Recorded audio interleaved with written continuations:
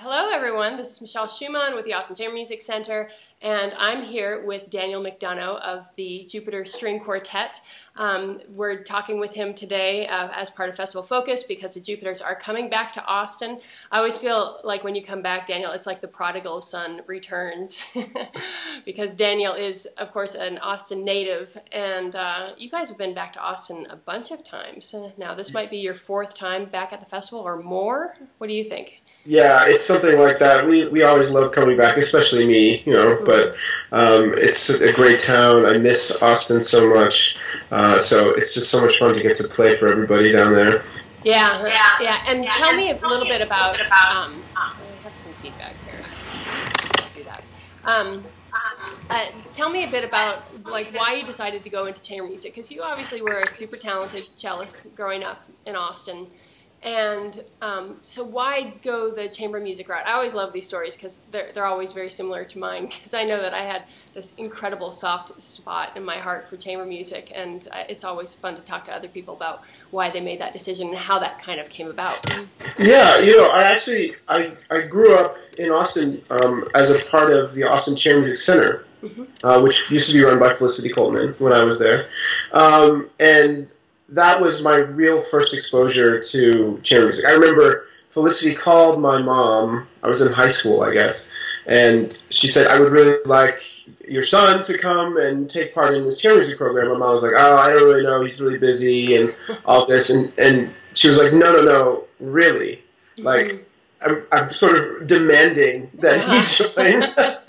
And at that point, my mom, she talked to me about it, and I signed up, and it was wonderful. It was like the beginning of my passion for chamber music. I got to play amazing music. I remember playing Hindemith Fourth String Quartet, which is something high school students don't get to play, Super Cello Quintet. All these are really masterpieces of the chamber music repertory. So I was exposed kind of already in high school to this great music, and I fell in love with it. And also, a couple of quartets came through town. I remember the Maya Quartet and the Cavani Quartet both came through when I was impressionable, and they were just awesome. I remember hearing them play Shostakovich 8, and the Maya Quartet did some Jimi Hendrix Purple Haze arrangement. So all of this kind of really stuck with me. So when I went off to conservatory, chamber music had a very special place in my heart, and I was very fortunate to be able to make a living at it. So yeah, that's always the amazing thing. We have these ideals in our head about how we would like our musical lives to look. But the fact of the matter is that all we can really do is practice super hard and make those relationships and kind of hope for the best. And how did you guys all meet in the quartet? We met basically in school. Everybody but Liz was at the Cleveland Institute of Music. But it wasn't until after we had graduated. I had moved on to New York, and my current wife, was still in Cleveland. Actually, Meg, she's in the quartet. And at that point, even though we were in different cities, we all kind of came together and said, we're trying to make a living doing this or that, but what we really want to do is play string quartets. So why don't we just bite the bullet, eat oatmeal for every meal for the next 3 years? And so that's really what it was. We kind of we moved to Boston together. Entered a program for chamber music study, basically, which is a master's in string quartet that they have at the New England Conservatory of Music. And we basically just worked really hard for 3 or 4 years, didn't have any concerts, just rehearsed all the time, and then kind of got a break and have been fortunate to get to play. Yeah. And, of course, there are so many string quartets, and there are so many more string quartets kind of trying to burst into this scene, and not everyone makes it. What do you think, and I guess this is twofold, what do you think helps a quartet to kind of make a name for themselves? Or maybe I should just make this personal. What do you think is special about the Jupiter Quartet? Or what are your strengths that you feel like have helped you to be really successful? Because I think for all of us, when we're growing up and we're in our studies, we become really sort of lasered in on what our strengths and what our weaknesses are. And it's not even weaknesses, but it's the things that we constantly feel like we have to improve and constantly feel like we have to be on top of. But then we know what's kind of special about ourselves too, and that's what kind of keeps us going and keeps us feeling like we have a voice and have a means of communicating with audiences. And what would you say that those things are maybe even about yourself and about the quartet in particular that kind of makes you stand out? Well, that's a very hard question to answer. Of course. But there are only hard questions here. I guess I would say that our strengths were, first of all, that we were very committed, and we had a shared passion that we were able to kind of use as a foundation. So hard work was the first thing that I think helped us. And the second thing is I think we all really believed that the music that we were playing, the repertory that we were playing, had the ability to really reach out to audiences, both young and old. So new audiences, people who've been going to concerts for a long time, both kind of sets of people. We thought chamber music really had that ability because of its intimacy, because of its communicative nature among the four of us.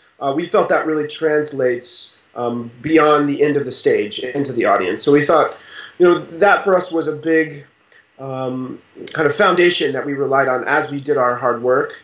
And we kept coming back to that, having the idea that of communication. Communication. I think our group really believes strongly in that aspect of chamber music and really relies on that as our way of getting out to the audience, as kind of reaching out to them and sharing the music with them. We try not to, obviously every quartet has to talk about the technical aspects of quartet playing. We have to be tight ensemble, we have to have good intonation, we have to have all these things, and we work very hard on that. But we always try to use kind of a musical basis for beginning to broach those issues. I don't know if that makes sense. Totally. But it's a much more healthy way for us to work, and it's a much more, I think, meaningful way to bring the music to the audience. I think the audience can be impressed by what you're doing technically, but at the end of the day, they want to feel something from the music. So we try to always lead from that place first, and then hopefully everything else falls in line. Well, and honestly, I think that that's exactly what I feel when I hear the Jupiter Quartet play, is this incredible energy and this incredible ability to communicate the music and to go beyond the page and to go into people's hearts. And I think that that's what your audiences feel, is this tremendous feeling that they're being inhabited by the music instead of just being a kind of bystander as the music goes by. And right. In some ways, I almost feel like the quartet genre and literature it can be difficult because as a quartet you're trying to blend and you're trying to be this homogeneous sound. And sometimes that homogeneous sound can just sound really lovely and not like I don't want it to be negative what I'm saying, but it's not always penetrating or compelling in a way. So it's this idea of getting this homogeneous sound, but then each individual having a personality and being able to speak to audiences almost as an individual, in addition to the quartet kind of animal. Does that make sense? Right, of course. In string quartet, you talk a lot about kind of having both one voice and also four voices. So that our quartet really tries hard not to just be, like you're saying, one kind of unit of a homogeneous sound. We also want each one of us to be able to have our own voice when it's needed. So you look for opportunities to kind of express yourself and also work as a team, which is, I think, also the thing about chamber music that we love. It's kind of the best of both worlds, Yeah. You get a chance to shine when you want to, and you can also play a supportive role. So hopefully those things translate to the audience. We don't aim to kind of impress. We aim to kind of move people. So.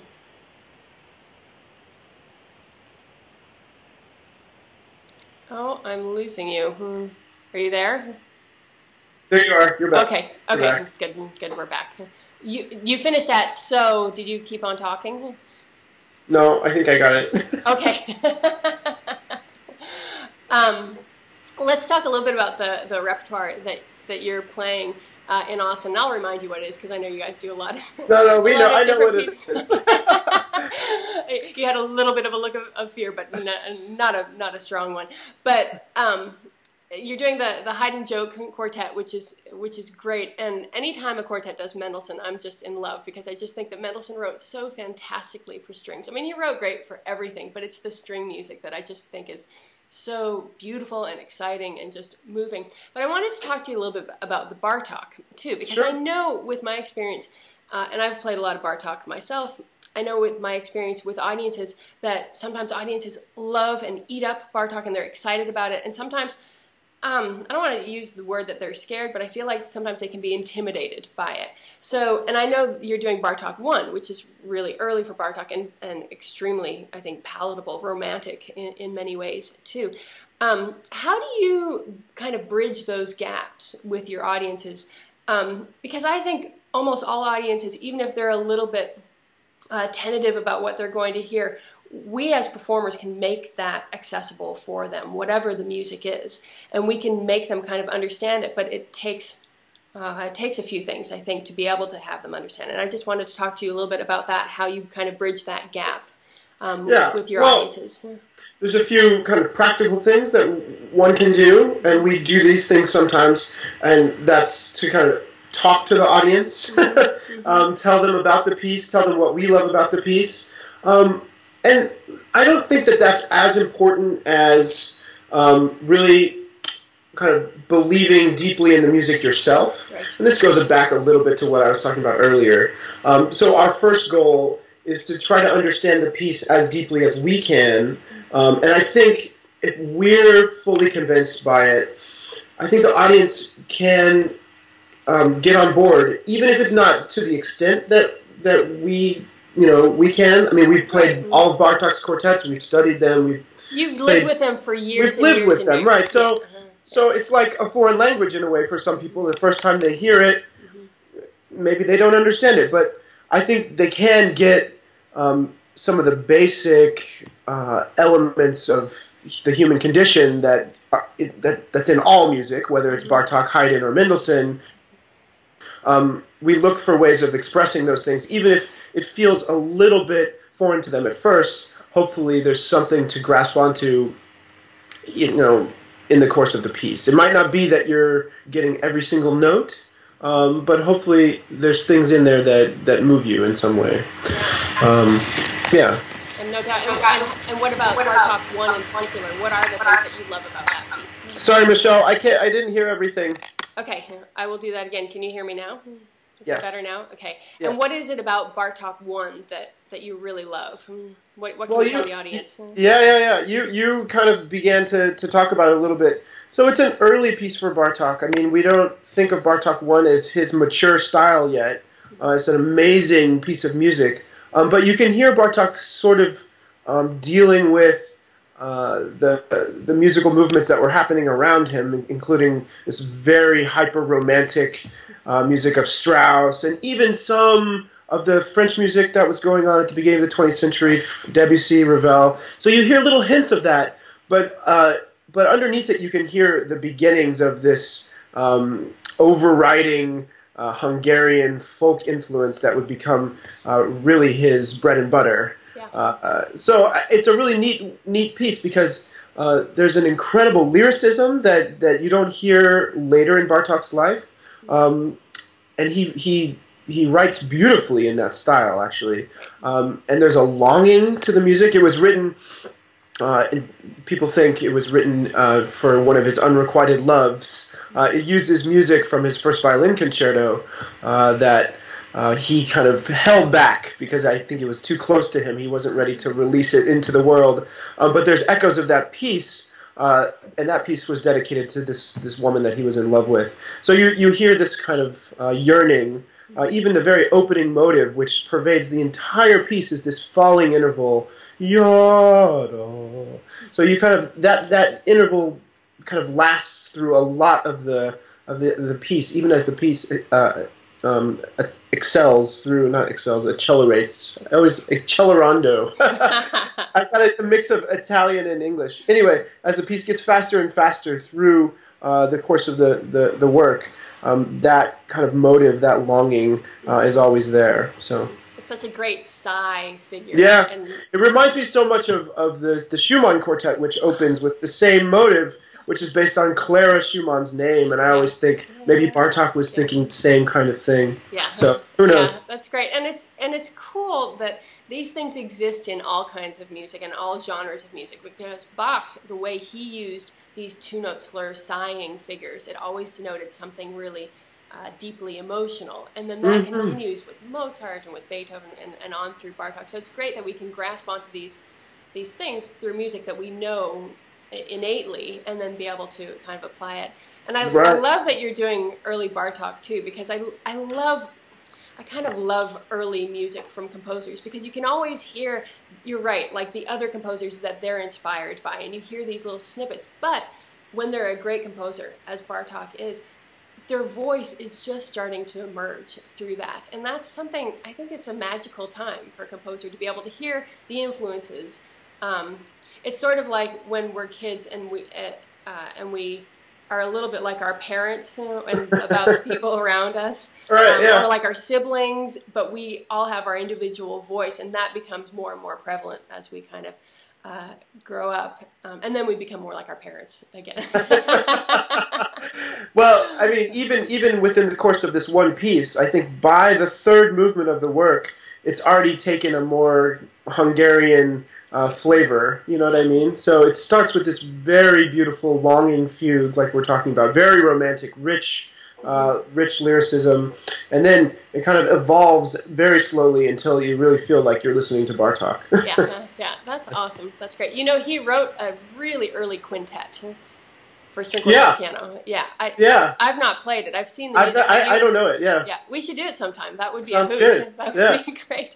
So, and you guys get here at the end of June. What's on your Austin bucket list while you're here? I was just flying on Delta from somewhere to somewhere, and I was reading the magazine, and Austin was the feature. Nice. And I was getting very nostalgic. They were listing all these hipster restaurants, and some place called the Hillside Pharmacy, which I'd never heard of, so I have to check that out. Yeah. But of course, you know, breakfast tacos. I can't wait to get my fill. Various hangouts that I miss. Yeah, well, as for the hipsters, there's a lot of hipsters in Austin now, and you have a good start with your beard. You just have to grow it, you know, ironically long, but by the time you get here. Yeah, good. Well, it's great to talk to you, Daniel, and do say hi to the rest of the quartet for me and for our audiences. We're all so excited for you to come back. This is going to be a lot of fun. Thanks, Michelle. We can't wait to get there. All right, you take care. We'll see you later.